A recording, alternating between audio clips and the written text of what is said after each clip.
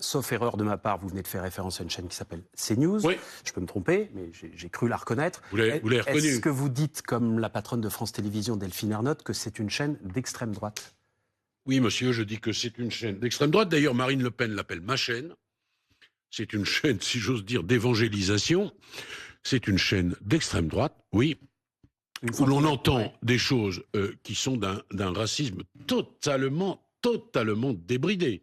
Je donne d'ailleurs dans le livre quelques vrais exemples de ça. Une fois qu'on a dit ça, vous dites quoi? L'Arcom doit sévir ou après tout, c'est une chaîne privée, elle fait ce qu'elle veut, le racisme étant un délit et pas une opinion. Oui, le racisme, c'est pas une opinion.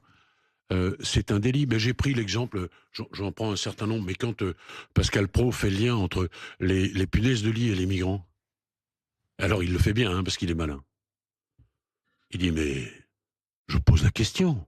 Ah non, je dis pas que les migrants ont les puces de lit, non. Non, je pose la question. J'ai quand même bien le droit de poser une question. Et là, il se retourne vers les chroniqueurs de son plateau. J'ai dit récemment que c'était des fachos. Payés pour être d'accord avec lui. Et tout le monde est d'accord. Il n'y en a pas un qui dit, mais enfin, vous vous rendez compte de ce que moi... Je vous donne un autre exemple. Il vous a pas attaqué après ses propos? Non, il ne m'a pas attaqué, mais qu'il le fasse. Qu'il le fasse. Si, il m'attaque. Enfin, il ne m'a pas attaqué. Tous les jours, j'ai ma dose, moi, sur CNews, vous savez. Tous les jours. Hein. Bah, et là, sans doute, avec les propos que vous tenez... Oui. oui. Eh bien, on va reprendre un autre exemple. Comme ça, ils auront de quoi raconter des choses. Il dit un jour, le type qu'on n'arrive pas à expulser, qui fait l'objet d'une OQTF, alors on va dire pour nos téléspectateurs que il y a différents types d'OQTF. Hein. Le jeune étudiant qui vient, il arrête ses études, il avait demandé à venir pour faire des études, il les arrête, peut-être OQTF. Et puis après, il y a des gens dangereux, il y a tout. Le type qui fait l'objet d'une OQTF qu'on n'arrive pas à expulser, prison à vie, dit Pascal Praud.